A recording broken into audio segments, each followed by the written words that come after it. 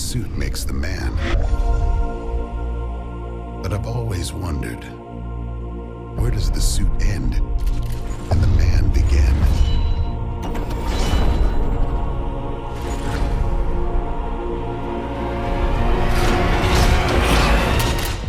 I'd just like to know what's the journey been like with Crysis 3? Has it been smooth ride? Third game, you know all the stuff you need to know about making a Crysis game, or?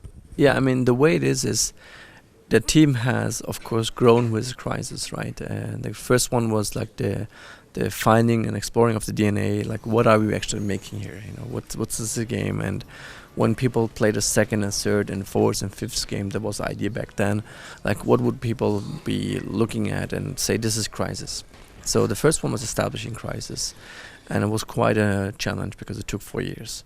Crysis 2 took 3 years, dev time. And it was kind of evolving the DNA, and with Crysis 3 it was kind of really maximizing the DNA of Crysis 3, and the team has had a much smoother run with Crysis 3, despite the fact I think it is much more innovative than Crysis 2 itself. But the team was so in a rage, so to say, and they were just rolling on the game.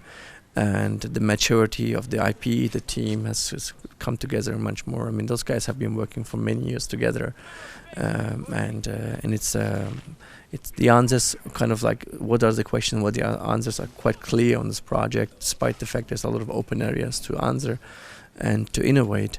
But has been a quite smooth ride in principle, but at the same time still has been challenging and kind of. We still have this, of course, this excitement and this impatience to know how does the world react in Crysis 3. And that's the most exciting part at the end of the day. You're finished with the game, a lot of people are on vacation, that's why we are out here. The important people are out, we are here.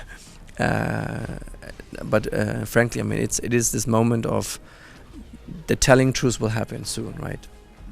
And so what's your perspective on the development? So, I mean, very along the lines of what Cevat just said, you know, the thing is the development time was shorter, but it was also, you know, it's the third game, right? So people have had a very strong idea of what this game should be from a very, very early point in time, which means that, you know, production could be kicked off very, very quickly, and things just, it was almost like a very intense producing of what the vision is from a very early point. And that, of course, even though it's a condensed production, also means that it was a very kind of hectic production like that, right? Because normally, you know, when you do like Crysis 1 or any other new IP, you have a long kind of pre-production, figuring out what you want to do. Is this right? Is it? Everybody kind of knew what they wanted to do, right? So that also made it very, very different. And then, you know, also the whole idea of having to wrap this up as a trilogy in a nice way, and seeing that whole thing come together, because that's like a sensitive topic, both for people internally, like people have their own kind of, like when you worked on something for that many years, you have like an engraved idea of where you would like as an individual to take it, getting all that to also be like very satisfying experience for the individual, but at the same time also be something that on a high kind of IP level makes sense and wraps things up in a way that you know, Crytek and Cevat and myself and the team can be proud of, right? So, but it was exciting. I mean, I obviously have not been that long at Crytek, so I wasn't part of the other processes. But I can say that of all the projects that I worked on in my life, this has been the one that had the most kind of clearly defined vision from like day one, and that was very interesting to kind of be part of, actually. So you said this clear vision. Could there be a danger with having a too clear vision when you start out a project, or is it only like a benefit? No, I mean it has its downsides, of course, as well. But in a trilogy, you do narrow down certain answers, you know, certain questions. You kind of say, okay, we are not going to be like a very blue sky project by definition, because we have some ends we have to continue. You know, there's some open questions that have to be answered, and there's this character cast that we have to continue and things like that. And there's an answer we don't want to reinvent, right? So there's a lot of things that are on the table already as kind of like a toolbox of design, and so. With that, you are saying, okay, what is the big thing that we want to do here, right? So you narrow it to one big question. And the big exploration really was about the 7 wonders. That wasn't on the table. And we said, okay, how do we, and why we came up with this was pretty much, we said, okay, Crysis 2 did evolve the DNA, but maybe it evolved it in the wrong direction.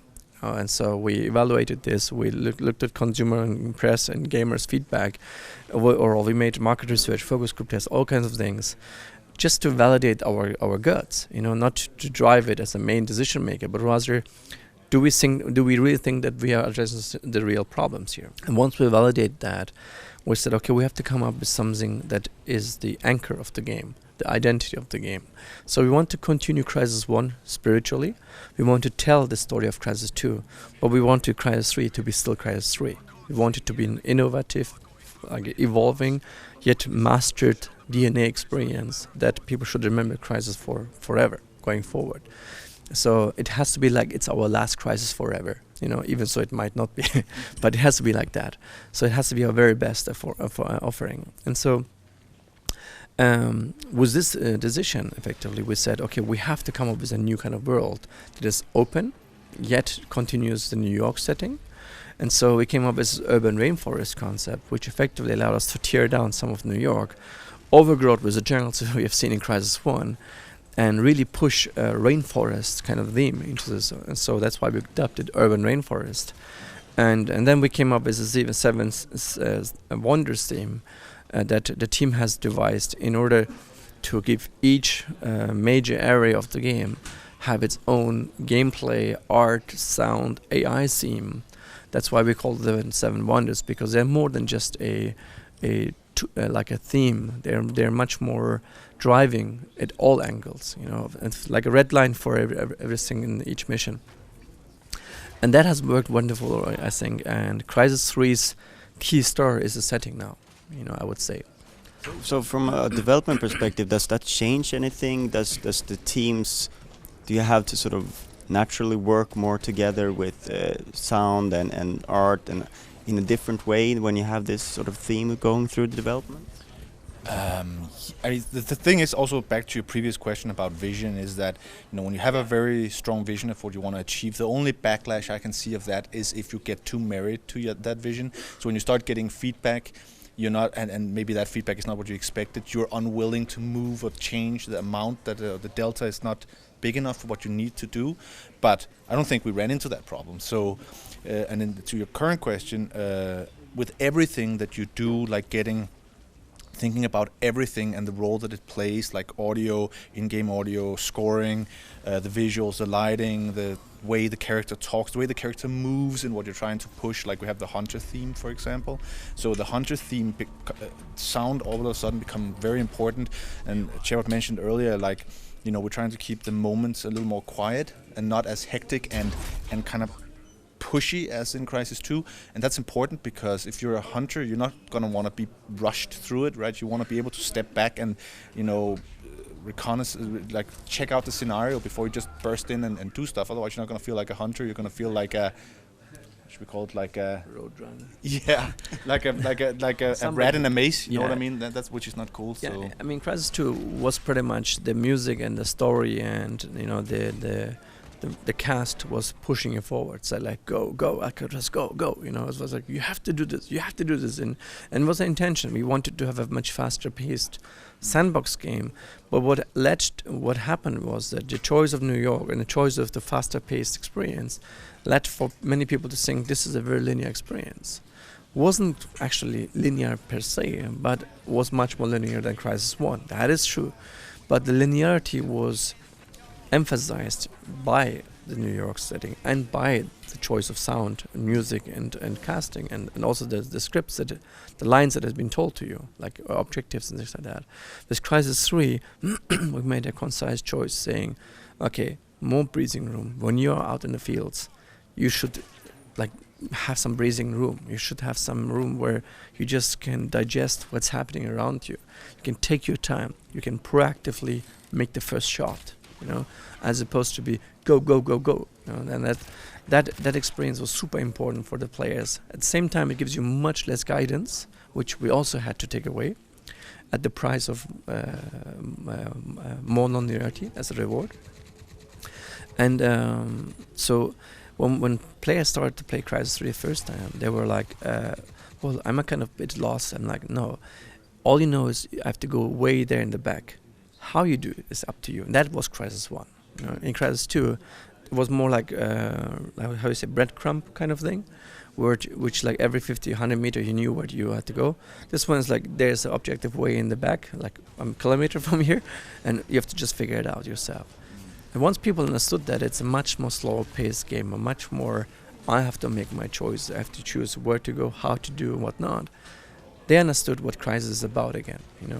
And when we got that feedback, it's okay, we got Crysis back again, but just much more refined, much more tuned, much more experience as a company to do that.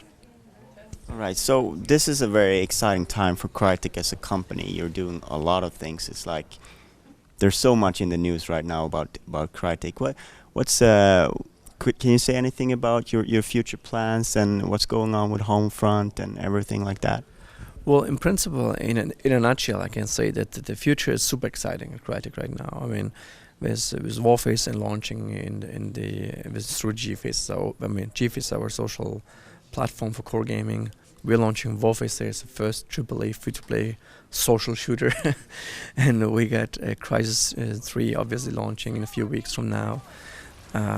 We have with Homefront, we just acquired the IP, and that's going fantastic.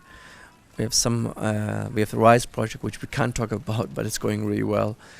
So 2013 is going to be a fantastic year. And Crytek USA as well. Yeah, and just formed Crytek USA, which they're going to do an spectacular new kind of game. Super excited about that, but I think it's a bit longer away from now. But in principle, I mean, 2013 and 14 will be, I think, transformative for Crytek and will change the way people perceive Crytek. And we're also getting new hardware now. Do you have any? Are you excited about what's going to go on later this month? Later the month, keyword, huh? 20th of February. Yeah, I mean, it's going to be interesting what will be revealed. And I think that kind of step will be super important for the market. I think it will reinvigorate the markets, you know, and the belief in gaming. Markets are going down right now. It needs a new injection. And I think whatever company does it as soon as possible is going to do really good for the market. I'd like to thank you very much for your time. It's been a pleasure trying out Crysis 3 here, and I hope you get the scores you want, you wish for. Thank you. I hope so too. Thanks a lot. Thank you. Thanks. Thanks.